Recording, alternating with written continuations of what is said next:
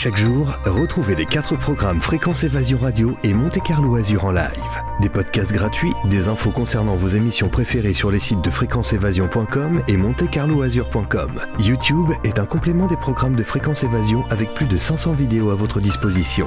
Bonne journée sur Fréquence Évasion, la radio d'expression. Sur Fréquence Évasion, les stars d'hier, d'aujourd'hui et de demain se racontent en toute liberté. Pour en savoir plus, cliquez sur Programme. Bon surf sur le site de Fréquence Évasion, www.fréquenceévasion.com. Dans quelques instants, Parole de Star sur Fréquence Évasion, nous serons en compagnie de Daniel Gilbert. À tout de suite. Réactualisez régulièrement toutes vos applications iPhone et Android sur les sites de Fréquence Évasion Radio et Monte Carlo Azur. Fréquenceévasion.com, fréquenceévasion2.com et montecarloazur.com. Fréquence Évasion. Fréquence Évasion. Daniel Gilbert, bonjour et merci de participer à cette émission. Bonjour et merci de m'y accueillir. Alors c'est avec un grand plaisir que nous vous accueillons ici aujourd'hui. Et quelle est votre actualité du moment ? Alors en ce moment j'ai quelque chose qui a commencé cet été, qui est né cet été, au mois de juillet. C'est un midi première, la tournée des légendes. Midi première Daniel Gilbert, la tournée des légendes. C'est un spectacle avec des artistes-interprètes qui font revivre en chantant en direct des artistes comme Joe Dassin, Mike Brandt, Coluche, Dalida. Et Clo-Clo, bien sûr. Bien sûr. Mais moi, c'est-à-dire que le producteur de ce spectacle, qui en est le concepteur, une fois que le spectacle était fait, m'a demandé d'en faire un midi première. Alors ça se passe comment ? Ça se passe où ? Là, on en a déjà fait 2 parce que nous, on s'est rencontrés dans la deuxième partie du mois de juillet. Hein, c'est récent. Donc les dates se profilent pour 2012. On va être à Lille. Il y a des dates qui sont en train de se finaliser. Et puis, il y en a qui sont déjà finalisées. Et puis là, on en a fait 2. Ouais. On a fait à Saint-Rémy-de-Provence le 20 août et le 30 septembre à Lyon. Alors nous allons parler en quelques mots de votre émission Midi Première. Comment ça a débuté cette émission finalement ? C'est-à-dire qu'au départ c'était Midi Magazine. Oui. C'est-à-dire que moi j'ai fait une licence d'allemand. Je voulais être professeur d'allemand à la fac. J'ai fait Hippocagne, une licence d'allemand. Et puis j'avais un poste de surveillante à Moulins. J'avais ma bourse, j'avais mon sujet de diplôme qui était l'influence du poète allemand Rilke en Angleterre. Et comme j'étais très timide, j'avais une copine qui faisait du théâtre amateur à Clermont et qui m'a dit viens dans la troupe, ça t'aidera à vaincre ta timidité parce que quand on est une fille et qu'on veut être prof à la fac, on se retrouve devant des élèves qui ont à peu près votre âge et on risque de se faire chahuter. Si on se fait chahuter, ça vous suit beaucoup mieux que le savoir tout au long de la carrière. Alors, valait mieux prévenir que guérir. Et moi, je faisais ça un peu en dilettante. Bon, ça m'a donné l'occasion de jouer Agnès dans l'école des femmes à 17 ans. Puis j'ai joué aussi un rôle dans une pièce de Porfirio d'Emmanuel Robles. Enfin bon. Et puis un jour, viennent les gens de la radio France Inter Clermont-Auvergne parce qu'ils cherchaient quelqu'un pour remplacer la speakerine de France Inter pendant 15 jours, le temps de ses vacances. Alors ça tombait bien, moi la fac avait pas ouvert ses portes, le lycée non plus, donc j'étais tranquille. Alors ils nous ont fait faire moi j'étais là, ils nous ont fait faire un essai et puis ils m'ont choisi, ils se sont concertés, puis ils m'ont dit ça nous intéresse et tout. Donc justement parce que c'était encore les vacances, j'ai dit d'accord, alors que c'était quelque chose qui m'était totalement étranger. Les médias, jamais j'aurais pensé faire un métier dans ce qu'on appelle les médias, télé ou radio. Oui, on le fait par hasard des fois. Et là, je me suis dit, c'est de la radio, on ne me verra pas, parce que moi j'étais genre, je m'étais jamais maquillée de ma vie, j'avais une queue de cheval, une parka, un blue jean et des baskets, j'étais pas style présentatrice de quoi que ce soit. Décontractée. Oui, et puis, donc je le fais, et au même moment se monte dans le même bâtiment le centre de télévision régional, qui allait devenir plus tard le France 3, et là où a été ma chance, c'est que le directeur a décidé d'organiser un concours en demandant aux filles du Massif Central d'envoyer une photo avec curriculum vitae pour faire élire par le public, par les téléspectateurs, celle qui serait la téléspeakerine de cette nouvelle chaîne, ce qui allait devenir FR3. Alors, moi, ça me disait rien parce que moi, ça m'intéressait pas. Hein. Je faisais mon truc de radio, mais pendant les 15 jours, mais on n'avait même pas la télé à la maison, j'avais jamais vu la télé. Et puis, ils ont reçu 400 curriculum vitae avec photos, et puis moi j'étais sur place, et un jour ils me disent venez, on va vous faire un essai, vous poser des questions. Bon, jusque-là c'était en circuit fermé, ça me gênait pas trop. Puis à la fin ils m'ont dit vous êtes naturel, il faut vous présenter. Moi j'ai dit non, pas dans ma ville de province, il n'en est pas question. Puis moi un peu, ils sont revenus à la charge quoi. Oui, oui. Alors j'ai fini par dire oui, et je sais depuis longtemps que j'adore les challenges. Et ils en ont présélectionné 44, dont moi. Et chacune des 44, on est passé un soir au cours d'un gala public sur scène, en première partie. Et on nous a fait faire une improvisation. Voilà. Moi, on m'a demandé de faire une météo marrante. Et puis voilà. Et on a demandé au public d'applaudir. Et les 6 les plus applaudis, mais ils avaient un appareil. Hein, c'était pas le petit applaudimètre qu'on peut faire en animation. Hein. Et les 6 les plus applaudis ont été retenus, dont moi. Et chacune des 6, nous sommes passés un soir à l'antenne en direct pour dire bonsoir, pour présenter la météo, présenter le journaliste qui présentait les infos.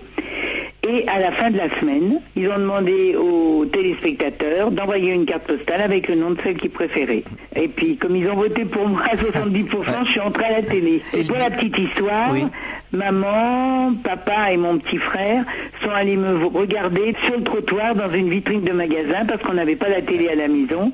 Et ils m'ont regardé, ils m'ont pas entendu. Après, ils ont acheté une télé. Voilà. C'est le 18 février 1967 que l'on découvre Daniel Gilbert dans la célèbre émission Midi Première. Non, c'est pas en février 67. Après, moi, je fais donc téléspeakerine, je deviens journaliste, je présente les infos, j'ai même eu ma carte professionnelle parce qu'un jour où j'étais téléspeakerine, je dépanne parce que le journaliste était perdu dans les virages d'Auvergne. Il n'arrivait pas à temps. Et puis, comme c'est vrai, quand j'écris quelque chose, je le retiens très bien. Donc, il se trouve qu'à l'époque, évidemment, il n'y avait pas les prompteurs et tout le bazar. Oui, c'était plus simple. Puis c'est-à-dire que moi j'ai quasiment pas regardé mes papiers, puis ça a plu aux gens. Alors du coup je suis devenue journaliste et j'ai présenté les infos. Et après, en 66, on a fait faire des essais à toutes les filles des stations régionales pour remplacer une téléspeakerine à Paris. Alors il y en avait une centaine, dont moi, et puis on n'a pas remplacé la téléspeakerine. Et un an après, on m'appelle de Paris, et c'était Max Favalelli qui faisait une émission qui s'appelait 7 et 2, et qui m'appelle en me demandant si ça m'intéressait de venir faire un deuxième essai, etc. Parce qu'il m'avait choisi parmi les 100 qui étaient montés à Paris, de province. Alors, d'abord j'ai cru que c'était une blague, alors j'ai rappelé pour être bien sûr que c'était pas une blague, et finalement je suis montée à Paris. J'ai fait mon essai, je suis redescendue, on m'a dit on vous appellera. Et puis 8 jours après, ils m'ont dit ça vous intéresse, vous venez. Voilà. Et j'ai présenté 7 et 2, mais tout de suite il y a eu les événements de mai 68. Et quand, en septembre 68, commence à naître l'émission qui s'appelait Midi Magazine et qui allait passer tous les jours de la semaine à l'heure du déjeuner à midi et demi. Moi, on m'a récupéré pour porter les bandes des chanteurs et écrire les conducteurs d'émissions. Ah d'accord. Et puis, ils avaient une présentatrice, pas connue du tout, et 2 messieurs pour présenter, donc c'était pas vraiment le métier. Alors, pour le premier jour, ça se passe pas bien. Et puis le producteur me dit, c'était Georges Folgoas, il me dit mais vous avez présenté, vous? Je dis oui. Bon vous allez nous dépanner demain, mais on vous gardera pas. Au moins comme ça j'étais au parfum. En effet. Alors je le fais, et puis ce que je pense c'est que quand quelque chose fonctionne, c'est comme dans la vie la sympathie, c'est que entre les personnes il y a un feeling. Oui, et puis surtout quand on passe à l'antenne, en tout cas à l'époque, c'est parce qu'on correspond à ce moment-là à quelque chose dans le subconscient collectif. Oui, tout à fait. C'est un peu ça. Moi, j'étais un peu... je suis pas dans le moule, quoi. J'ai jamais été dans le moule. Alors, bon, ils me disent, ah ben vous allez présenter, mais pas tout... Non, d'abord ils me disent, bon, vous continuez à nous dépanner. Mais ils faisaient faire des essais à des filles pour trouver la présentatrice. Et puis comme ça s'est très bien passé, finalement ils m'ont gardé. Au bout de 15 jours, ils ont fait appel à Jacques Martin. On a présenté à 4 pendant 15 jours, Jacques Martin, les deux messieurs et moi. Et puis un matin, je revenais justement d'Auvergne, où j'avais été voir ma famille. Et puis on m'a dit, ben vous restez seul avec Jacques Martin, voilà. Et ça a duré... jusqu'à... Après, Martin est parti. Moi, j'ai présenté l'émission avec d'autres gens, comme Francis Perrin, comme Pierre Tchernia, comme plein de gens. Pagani aussi, qui était un chanteur qui a disparu très jeune. Et ça a duré jusqu'à la fin de 74. Alors, c'était une grande rencontre avec Jacques Martin. C'est-à-dire que le jeu s'est installé tout de suite entre lui et moi. Ça a toujours été très naturel et très spontané, parce que lui était quelqu'un qui improvisait, qui était remarquable. Il était vraiment génial, c'était un bonheur, parce qu'il a une imagination, une invention, un sens du comique, une culture, et c'était vraiment, vraiment bien, quoi. Alors lui, il m'embêtait, on savait jamais ce qu'il allait vouloir faire, moi je répondais spontanément, et moi c'est ça qui me plaît, moi c'est l'improvisation. J'aime bien quand tout n'est pas préparé. Il faut qu'il y ait un cadre, mais après il faut pouvoir se mouvoir par rapport à ce qu'on ressent dans l'instant présent où on est à l'antenne. Il faut être naturel. Avec les irremplaçables. Il faut être naturel. Il faut être spontané. Spontané, oui. Qui était-il, Jacques Martin, en dehors des caméras? Il n'était pas toujours facile, parce que c'est quelqu'un, mais c'était quelqu'un, moi j'ai toujours eu beaucoup d'admiration pour lui, pour son talent, parce que c'est normal, un comique est toujours inquiet. Parce que ce qu'il y a de plus difficile au monde, c'est de faire rire les autres. Et que ça dure. Maintenant, on fait rire un peu à bon compte. Hein. C'est vrai. On fabrique du stand-up à la chaîne, là. Hein. Tout à fait. Mais à l'époque, des gens comme Fernand Reynaud, que j'ai présenté à Bobino, quelqu'un comme Martin, aujourd'hui, des gens comme Canteloup, comme Laurent Gérard, ils ont un talent immense. Hein.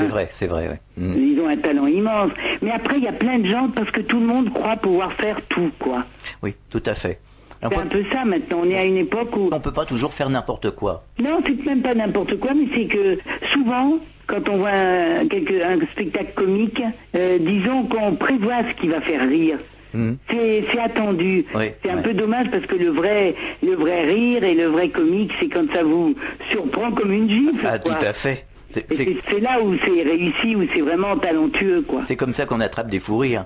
Ben oui, mais là, Martin, il était vraiment... Mais il était assez dur, hein, dans la vie. Oui. Parce qu'il était toujours inquiet. C'était un grand inquiet, hein. Un perfectionniste. Un grand inquiet. Un perfectionniste aussi, peut-être. Oui, mais inquiet, surtout. Inquiet, un angoissé. Oui, il voulait faire rire.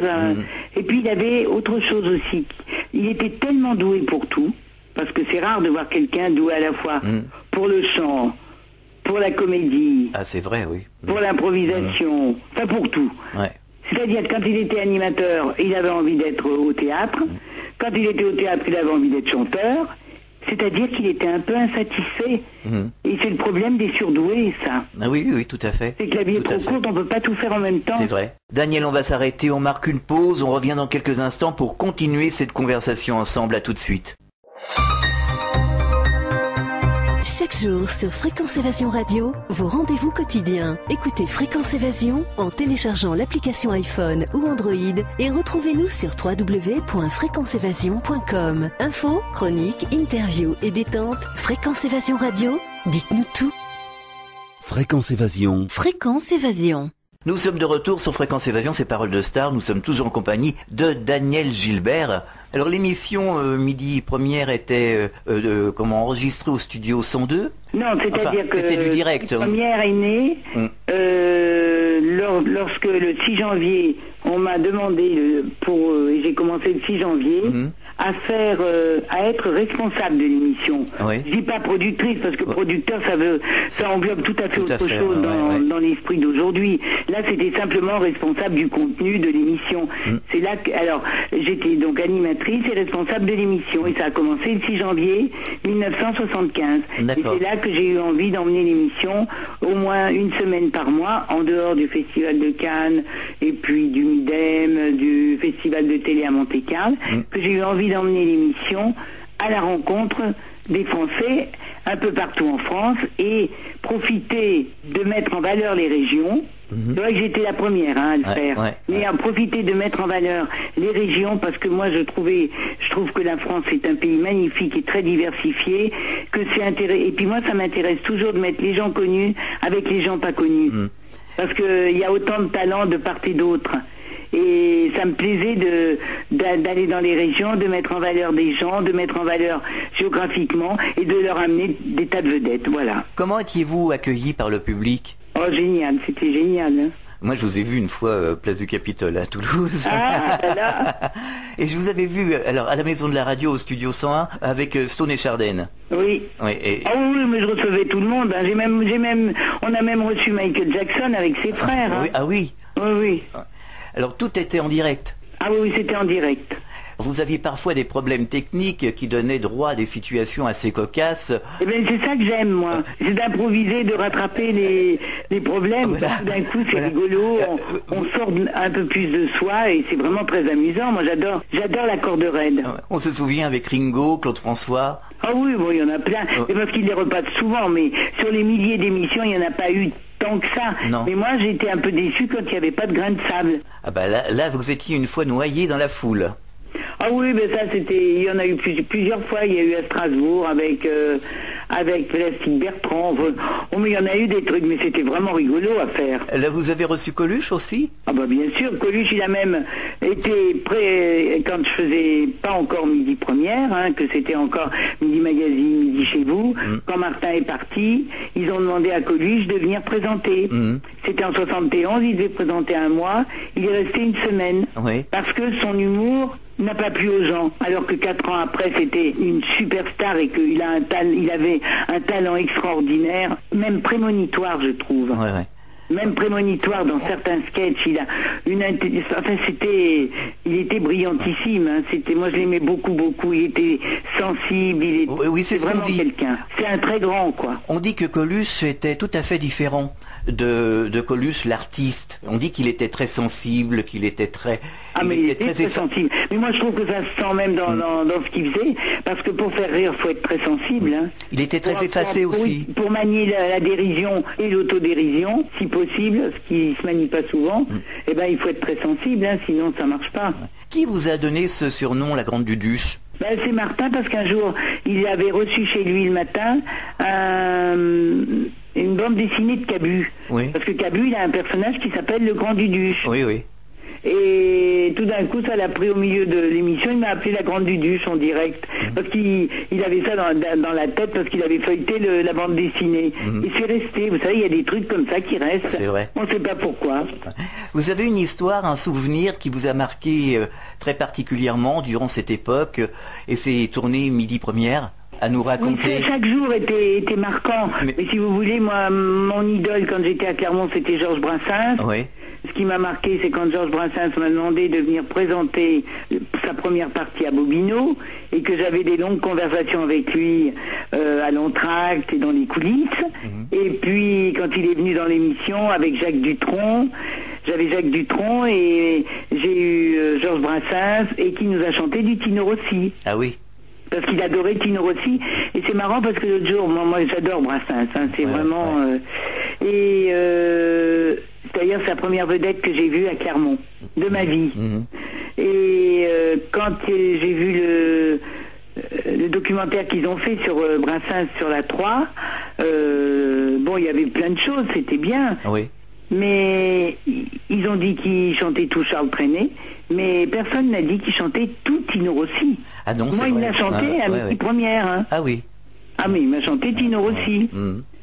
Et puis, il y avait tellement de... Moi, j'ai eu un peu tout le monde. Hein. J'ai eu des Américains, j'ai eu David Bowie, j'ai eu des Anglais, donc David Bowie, David Essex, beaucoup de Canadiens. Enfin, j'ai eu un peu tout le monde, quoi. Alors, on parlait toujours, bien sûr, des énormes vedettes locomotives de notre pays, comme Clo-Clo, comme Mike Brandt, comme tous ces gens-là, Dalida, c'était des gens que j'aimais beaucoup, vraiment beaucoup. Et puis notre Johnny, Sylvie Vartan, enfin tout le monde, mais très franchement, il y en avait d'autres, par exemple Bachoun. Bachoun, il est venu dans l'émission parce que de temps en temps, comme je voulais jamais tomber dans la routine, je faisais des trucs. Alors une fois, pendant quelques semaines, j'ai fait comme un télécrochet. Alors il y a Bachoun qui s'est présenté, qui avait gagné, il chantait de la variété pure. Enfin voilà, bon, j'ai plein de choses comme ça. C'était une époque un peu magique. C'est-à-dire que quand on vous laisse un peu avoir des initiatives, vous pouvez apporter des choses personnelles. Oui, tout à fait. Moi, on m'a fermé la porte en 1er janvier 82, parce que je suis née à Chamalières, et étant chamaliéroise, ça n'a pas plu au nouveau pouvoir. Bon, qu'est-ce que vous voulez que j'y fasse? À cette époque, vous avez dû recevoir une quantité de soutien par les téléspectateurs. Oh là là. Mais pendant des années, mais même encore aujourd'hui, j'ai eu pendant des années des gens qui pleuraient. J'ai fait beaucoup d'animations, je voyageais beaucoup en France, mais j'avais des gens qui pleuraient.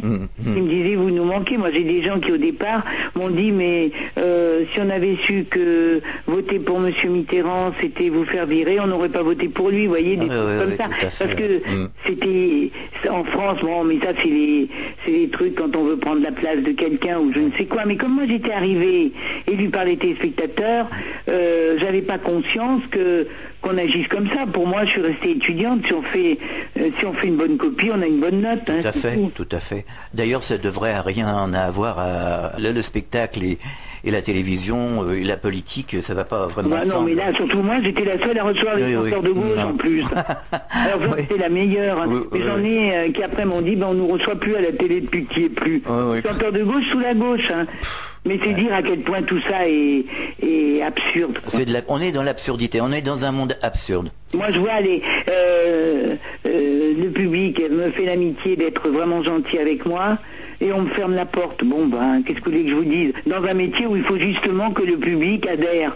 C'est quand même un peu spécial. Oui, comme vous dites. Comment avez-vous vécu d'avoir été éloigné du petit écran? J'ai très bien vécu, justement grâce au public, parce que moi j'ai l'impression non pas d'être quelqu'un de connu, mais d'être en France comme dans la rue de mon enfance où je connaissais tout le monde. Pour moi c'est très simple, les gens me parlent facilement, j'ai pas d'état d'âme. Je dis pas que sur le plan pécuniaire c'est ce qu'il y a de mieux, mais les gens ils me parlent partout.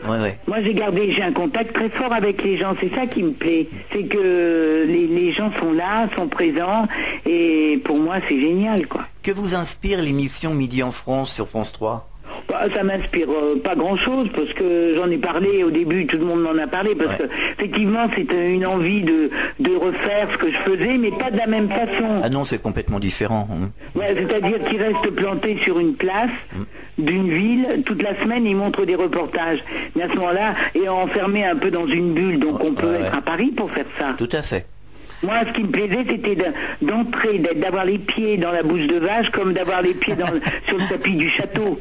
Oui, je comprends. D'ailleurs, il y avait des gens du public qui me disaient, on a l'impression d'être avec vous dans les endroits où vous êtes. C'était une aventure chaque jour. Mais c'était génial. Moi, je partais moi-même repérer avec le réalisateur et le directeur photo. On regardait 50 lieux le week-end. On faisait 3000 km pour en choisir 5. Ça devait être génial. Mais je vais vous dire, c'était une partie passionnante, parce que on allait d'abord dans les endroits sans dire qu'on venait, pour pas. Et puis ensuite, alors on commençait à dégrossir, quoi. Puis après, on retournait, on allait en plus, même dans cette période de défrichage, on allait voir ce qu'il faut voir. Et puis de temps en temps, on voyait un chemin, on disait, tiens, peut-être que là-bas, il y a quelque chose.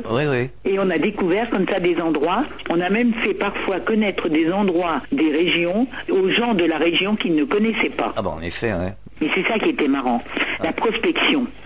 Ça, c'était vraiment amusant. Oui, vous étiez dans l'aventure pure, quoi. Total. Alors, vous avez fait également de la radio, vous êtes retourné à la radio sur RMC.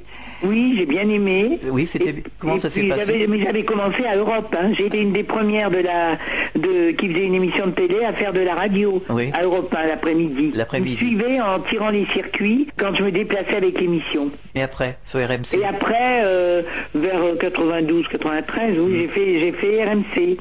J'adore la radio, moi. Si on me propose quelque chose à la radio, je suis partante, hein, j'adore la radio. Alors justement, une aventure radiophonique dont on parle peu, c'est celle que vous avez faite avec IDF 102. Oui, c'est ça, c'est marrant leur truc. Oui, qu'est-ce qui s'était passé? C'était l'époque des radios libres. C'est une radio, je crois, qui était basée à Nogent-sur-Marne. Oui, c'est ça. Ben, j'avais interviewé Marc Lavoine à ses débuts, là. Oui. Et alors, comment s'est passé ce passage à IDF 102? Bon, c'était amusant. Mais moi, je trouve que la radio, c'est le plus grand espace de liberté qui soit. Ah oui, la radio, on est décontracté à la radio. Oui, puis on est à l'oreille du. Voilà. On est quasiment à l'oreille de l'auditeur. Hein. Alors, cette aventure radiophonique IDF 102, pourquoi s'est-elle arrêtée? C'est la radio, je pense, qui s'est arrêtée. C'est la radio, oui, qui s'est arrêtée, mais il y en a eu beaucoup de radios qui sont nées et puis qui se sont arrêtées après. Hein, parce qu'il y avait un foisonnement et puis après ça s'arrêtait parce qu'il en est resté que quelques-unes, hein, comme toujours. Hein. Tout à fait. On marque une pause si vous le voulez bien, on revient dans quelques instants. Chaque jour, sur Fréquence Évasion Radio, recherche, ovni, paranormal, faits de société, protection de l'environnement et les rendez-vous avec vos stars préférées dans Parole de Stars. Fréquence Évasion, c'est également la voix des sudistes en Principauté de Monaco et dans le Grand Sud. Fréquence Évasion Radio, dites-nous tout. Dites-nous tout. Dites-nous tout.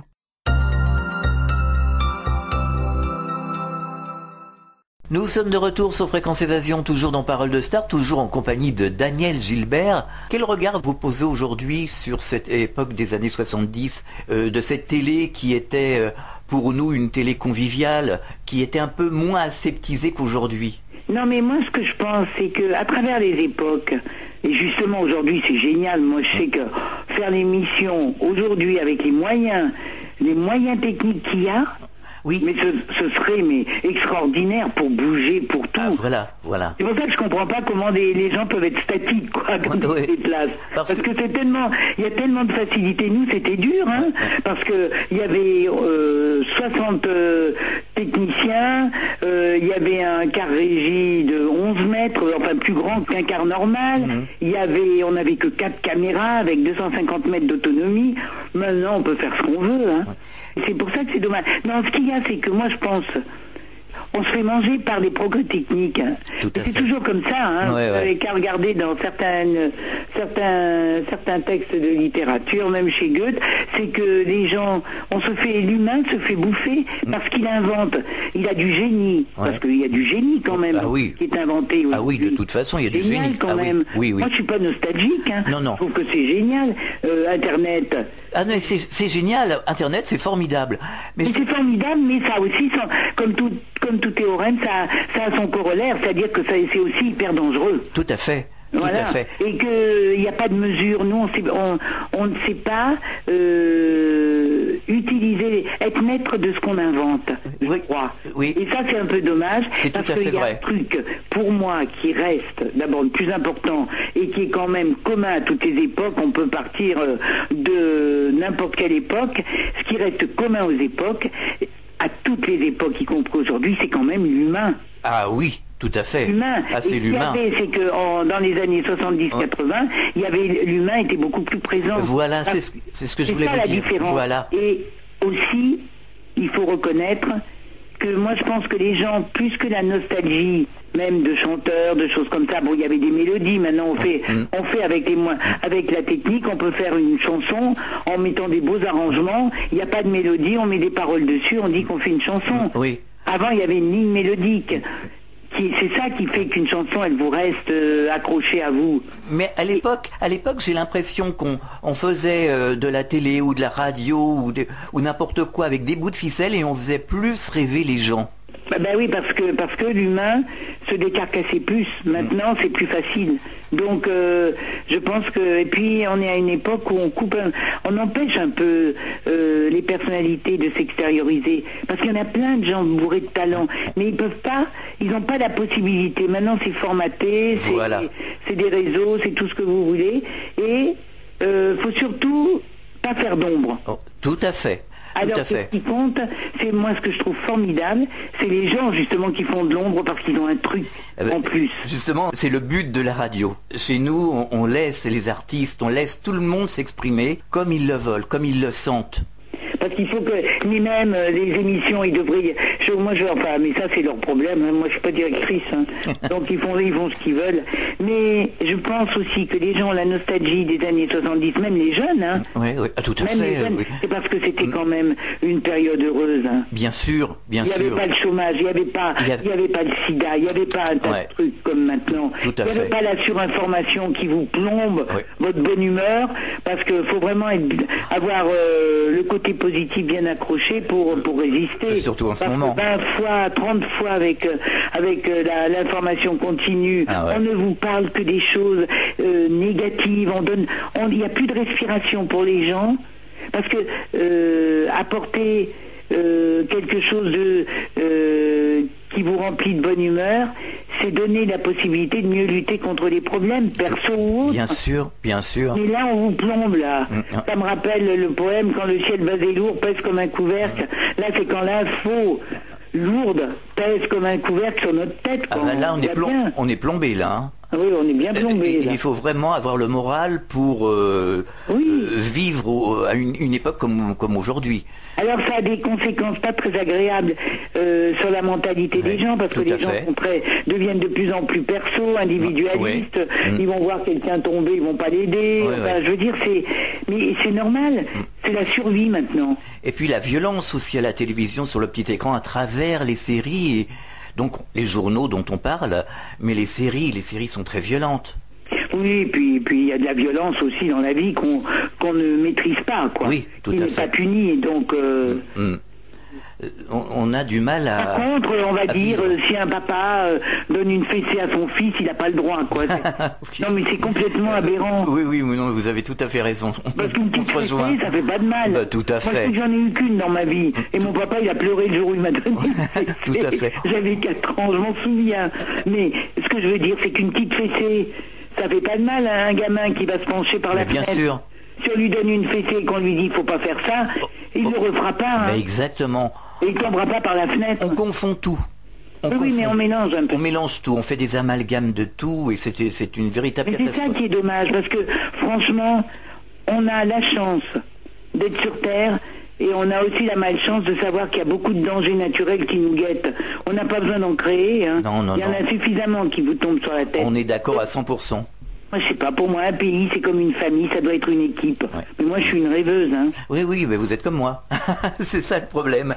Et d'ailleurs, quand moi je dis, on devrait faire ci, on devrait faire ça, on me dit, mais tu rêves, d'où tu sors? Oui, c'est ça. D'où tu sors? T'es un extraterrestre. Voilà, on est des extraterrestres. Il va falloir que ça change, parce qu'on ne pourra pas continuer de cette façisation-là. Mais non, mais là, on dirait qu'on va à l'explosion dans tous les domaines. On va à l'explosion dans tous les domaines. On y va. Mais d'ailleurs, la Terre commence, puisque les plaques tectoniques, elles bougent et qu'il y a des séismes partout. Sans vouloir être négatif, c'est catastrophique. On est dans la catastrophe Et puis permanente. quand on regarde pour la politique, il y a quand même, en plus, la presse, elle s'arrange bien pour en rajouter, pour certains, et puis pour être pas tout à fait objectif. Hein. On est manipulé. Franchement, quand on entend des fois les invectives qu'il y a entre eux, quelle horreur. Hein. Oui, non, mais je reconnais plus l'époque où moi j'étais ado. Et c'est cette époque d'aujourd'hui. Oui, ben on respectait. Il y a quand même des fonctions à respecter. Mais bien entendu. On respecte les gens quand même. Mais bien entendu, évidemment, ça va de soi. Mais non, mais quand on a entendu une femme politique parler de son ex-compagnon en disant, mais vous allez me dire ce qu'il a fait, donnez-moi un exemple de ce qu'il a fait pendant 30 ans, le père de ses enfants, et puis qu'après, c'est lui qu'il faut, moi ça me tue. Hein. Il y a beaucoup de choses qui me révoltent, moi, personnellement, et certains auditeurs d'ailleurs nous disent la même chose. Les gens sont un peu désœuvrés, n'ont plus de repères, on est un peu dans l'angoisse. Mais ce qu'il y a, c'est qu'il faut aller vers ce qui est simple, c'est-à-dire le naturel. Oui. Mais les familles sont explosées, les amis sont lessivés, enfin bon, que faut-il faire aujourd'hui pour ressortir la tête de l'eau, quoi? C'est ça. Oui. C'est assez difficile. C'est assez difficile. Je pense que c'est une époque, on dit que 2012 c'est le changement de quelque chose, que tout va s'effondrer pour mieux repartir, sur d'autres valeurs. Je le pense, moi. Mais il va y avoir du dégât. Hein. Il va y avoir du dégât, et là je pense que de toute façon on est au bout là. On peut plus on continuer arrive au comme bout ça. des systèmes. Hein. On est au bout du cycle. C'est la fin d'un cycle, la fin d'un système, à mon avis. Mais c'est de notre faute, hein, c'est de la faute de l'être humain. Hein. Ah ben, c'est l'être humain qui fait ça, évidemment. Parce que pourquoi pas profiter mais je sais, intelligemment de bien. tout ce qu'on a, Ouais. de tout ce qu'on nous offre, de tout ce qu'on peut avoir. Là maintenant, surtout en France, on est tout le temps en train de récriminer. On est le pays de la grève, on est tout le temps en train de râler. Il y a des RTT, il y a des machins, il y a des trucs et ça suffit pas. On nous a fait croire que le travail c'est une souffrance, le travail c'est merveilleux. Oui, enfin, ça dépend quel travail. Ah non, mais je suis bien d'accord, mais je veux dire dans l'ensemble, ceux qui se plaignent pas, c'est ceux qui ont des travaux très difficiles. Oui, voilà. Ceux-là se plaignent pas. Voilà. C'est ça le problème. C'est ça le problème. Mais ceux qui sont tranquilles, qui n'ont pas, ceux-là, ils gênent pas. Hein.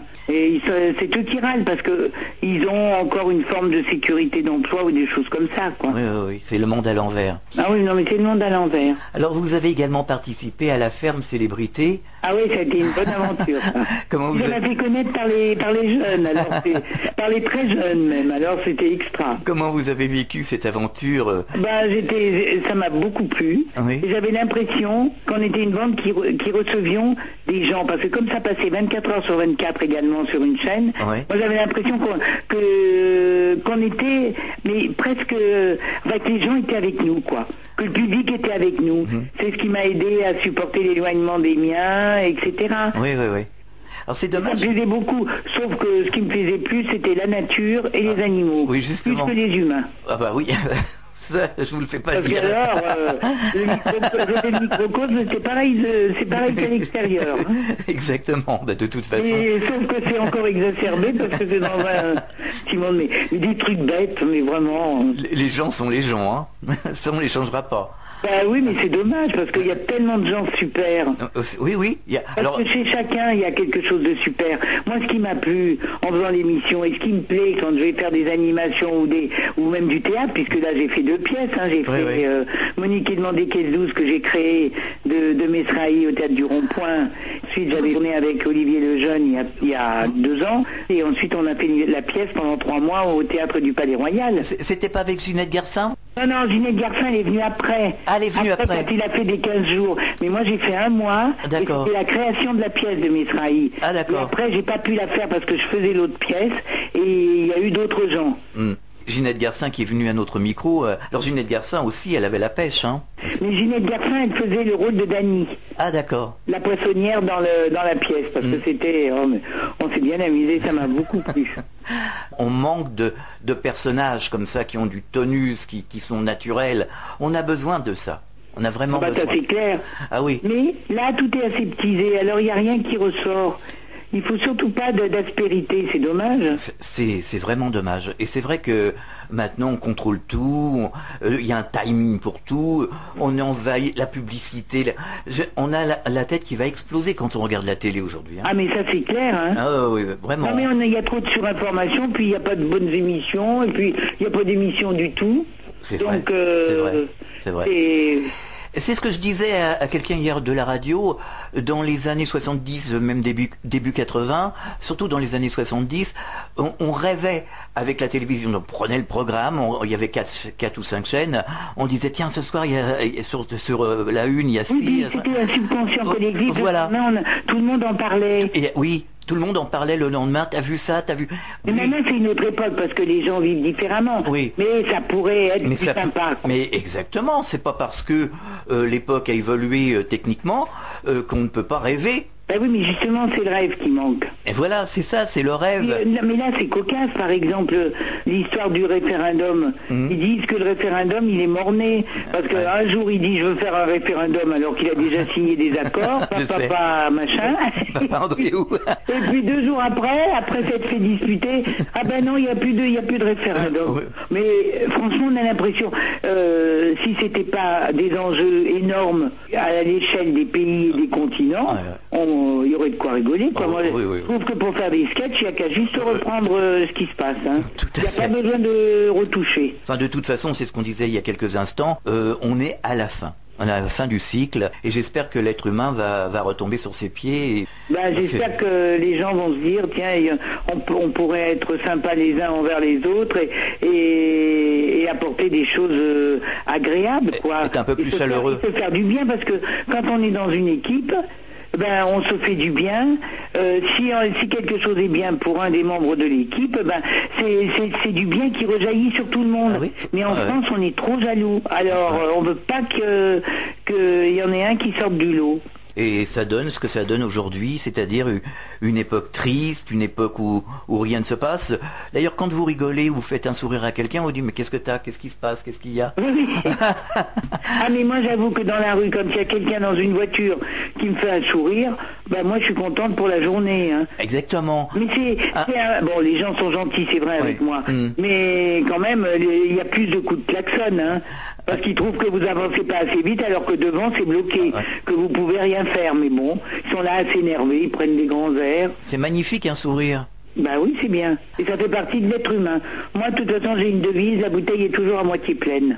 Tout à fait. C'est une bonne devise. Quand même de la garder à moitié pleine. C'est très dur, c'est très difficile. Enfin, tant qu'on me la casse pas, la bouteille, ça ira. C'est le principal. Il y aura toujours de quoi la remplir. Voilà. Daniel Gilbert, on marque une dernière pause avant la conclusion de cette émission et nous parlerons des affreux Jojo. À tout de suite.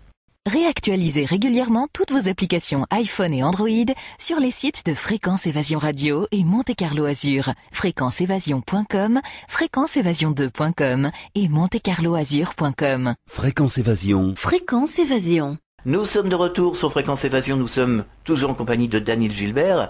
Alors nous vous retrouvons aussi sur Fréquence Évasion dans les affreux Jojo. Alors là vous rigolez un petit peu quand même avec l'équipe des affreux Jojo, c'est un divertissement. Oui, on a fait plusieurs émissions, c'était très sympa à faire. Et une bonne ambiance. Oui, très bonne ambiance, oui. Ouais. C'est amusant, puis c'est une bonne démarche, quoi, c'est sympa. Oui, c'est un peu convivial. Oui, c'est convivial, Non, ils sont... Ouais. Est-ce qu'il y a quelque chose qui vous sensibilise, qui vous indigne, Daniel Gilbert, aujourd'hui? Moi, ce qui m'indigne, c'est qu'il y a encore des gens qui soient dans la rue. Ah oui, tout à fait. Vous savez, moi j'ai un papa qui avait été un enfant abandonné et qui s'était élevé dans la rue. Ouais. Et à l'époque, on s'occupait moins des enfants que maintenant. Mais moi, quand je vous parle pas des réseaux de mendiants qui les pauvres sont obligés de mendier parce qu'ils ont des Macs derrière, quoi. C'est pareil. Oui, c'est différent. Oui, ça c'est différent. Mais il y a des gens. Moi, je comprends pas qu'on puisse laisser des gens dans la rue. Je comprends pas qu'il y ait des employés, des gens qui travaillent, qui sont, par exemple, même à la mairie de Paris, parce que ça coûte tellement cher à Paris, et qui sont obligés de dormir dans leur voiture. Je comprends pas ça. Non mais c'est scandaleux. Hein. Moi j'ai vu en arrivant à la gare de Lyon il y a quelques années des petits vieux, enfin ils avaient 90 ans à peu près, bien 90 ans, qui dormaient dans des cartons et c'était en plein mois de février. Vous vous rendez compte dans des cartons. Il y a aussi une autre chose, c'est que avec cette situation, le fait qu'il y ait des mendiants comme ça qu'on laisse et tout. C'était pas des clochards, hein. C'était pas des mendiants, c'était des gens. Oui, non mais je veux dire des SDF. Eh bien. On a créé aussi une situation qui fait qu'il y en a certains qui ne veulent pas qu'on les aide et qui ne veulent plus quitter la rue. Ils sont déstructurés. Oui, mais moi, je vais vous raconter une chose. D'ailleurs, j'ai terminé, ça a été la fin d'un de mes livres. C'est qu'à une époque, on m'a fait beaucoup de misère et que tout le monde le savait. Je sors d'un parking et il y avait un SDF qui était assis là, en haut de l'escalier et qui y était régulièrement. Ouais. Et il me dit... Alors Daniel, comment ça va? Et il me dit, tu sais, il faut rester positive, hein. Faut pas écouter, faut surmonter le mal qu'on te fait. Enfin, c'était un SDF qui était dans la situation la plus démunie, qui était en train de me consoler. Ouais. Alors je peux vous dire que j'ai pleuré. Mais on a plus de sensibilité de la part de ces gens-là, de la part des animaux, les enfants, les animaux. Vous savez, il y a plus de sensibilité chez les gens qui ont souffert. Et chez les gens qui ont souffert. N'ont pas souffert, faut pas leur en vouloir. Ouais. Il y a moins de sensibilité. Quand on ne sait pas ce que c'est de manquer de quelque chose, eh ben, on a moins de sensibilité. Quoique, il y a des gens qui ont souffert et qui réussissent et qui oublient. Ah bah oui, non mais ça c'est... Mais il y a de tout, hein, heureusement. Il y a de la diversité, il y a du bien et du moins bien. Ça. Heureusement que tout le monde n'est pas bien, hein, parce que sinon on s'ennuierait aussi. Hein. Oh, vous croyez? Je suis pas si sûr. Enfin, ça nous guette pas comme danger, il n'y a pas de danger. Non. Encore là. Est-ce que vous avez quelque chose qui vous sensibilise? Je veux dire, est-ce que vous faites partie de certaines associations? Je sais pas, moi ça peut être défense des animaux, etc. Oui, moi j'aime pas, moi j'adore les animaux, ouais. Mais j'aime pas trop moi le principe association. Ça me plaît pas tellement moi. Ah bon, pourquoi? Parce que ça devient après un système et puis on découvre tout le temps qu'il y a des choses qui sont pas claires. Ben oui, c'est toujours. Alors moi je trouve que ce que je trouve, c'est que le bien, faire du bien, aider les gens, apporter quelque chose aux gens, ça commence, moi c'est comme un escargot. C'est-à-dire que ça commence autour de soi, tout proche. Après, ça s'élargit, le cercle avec le cercle familial. Après, ça peut être dans son immeuble si quelqu'un est en désarroi. Après, c'est dans la rue. Après, c'est dans la ville. Mais je trouve qu'il faut déjà partir de ceux qui sont à côté de vous. Parce que souvent on voit des gens qui font des tas de trucs pour les autres, hein, soi-disant, enfin qui se voient, mais ils oublient les gens qui sont à côté de chez eux. Ils sont chez eux. Alors moi je suis pour que si déjà chacun fait du bien aux gens qui sont tout près, et puis qu'il élargit son cercle au fur et à mesure de ce qu'il peut faire, déjà il y aurait moins de malheureux. C'est vrai qu'aujourd'hui on ne connaît même pas son voisin, hein. Non, mais même dans les familles, hein, les gens ne sont pas toujours... les familles, elles sont complètement déstructurées. Et puis les gens ne se font pas toujours du bien. Non, d'ailleurs, on le voit à la télévision, ça alimente certaines émissions. Oui, mais c'est... je regarde pas, moi, leurs émissions où les gens étalent leurs problèmes de famille, alors ça, c'est vraiment pas intéressant. Alors vous voyez qu'on est loin de la télé des années 70 et de Midi Première. Oui.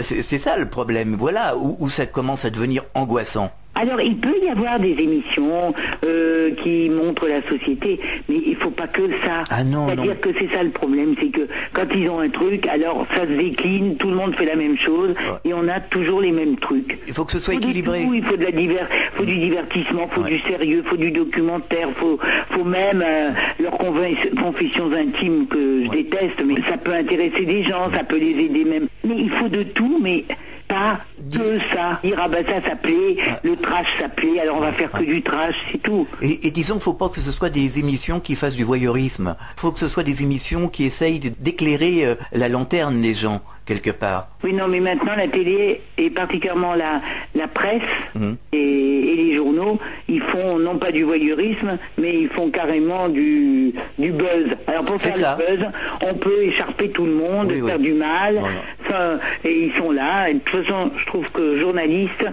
il n'y a plus de déontologie. Ah non, plus du tout, non. D'ailleurs, on voit ce qui s'est passé avec Charlie Hebdo. Qu'est-ce que vous en pensez? Charlie Hebdo, bon, je suis d'accord que ce qu'on leur a fait n'est pas bien. Tout à fait. C'est vraiment pas bien. Tout le monde est unanime. On peut pas dire que c'est bien. Ils font de la satire et on va leur brûler leur truc. C'est grotesque. Mais en même temps, je pense que quand on fait de la satire, quand on fait du comique, les catholiques ou les juifs, ils ont un état d'esprit qui fait qu'ils vont râler si on va trop loin sur le pape ou si on va trop loin dans la religion juive, mais ils vont pas faire de mal. Ils vont râler, mais ils vont pas être blessés comme... Par contre, on le sait déjà par expérience, c'est que le fait de représenter Mahomet, qu'on ne doit pas représenter dans la religion musulmane, ça choque profondément certains d'entre eux. Donc je pense qu'il faut mesurer un peu, quoi. Oui, c'est là où la valeur respect rentre en ligne de compte. Moi, je trouve que Charlie Hebdo, ils vont toujours trop loin dans tout. C'est leur truc, hein. Oui. C'est bien. C'est bien, il faut qu'il y ait des gens, parce que alors si maintenant on peut même plus... Ah non, mais je veux dire que c'est de soi-même, il faut... Avant... Oui, c'est pas de là, mais il faut peut-être pas pousser le bouchon trop loin. Voilà. Parce que il y a des gens, il faut comprendre aussi qu'il y a des fonctionnements de peuple, de gens qui n'ont pas tout à fait notre fonctionnement à nous. Complètement. Je vais vous dire, même quand on parle de l'humour, moi j'ai passé 6 mois en Allemagne, à Heidelberg, pour finir ma licence d'allemand. Ouais. J'avais fait un examen avec les Allemands. Mais quand on parle en France, enfin en français, on a une façon un peu, souvent, je m'en suis aperçu à cette occasion-là, donc il y a déjà un moment, on a un peu une façon ironique de parler. Oui.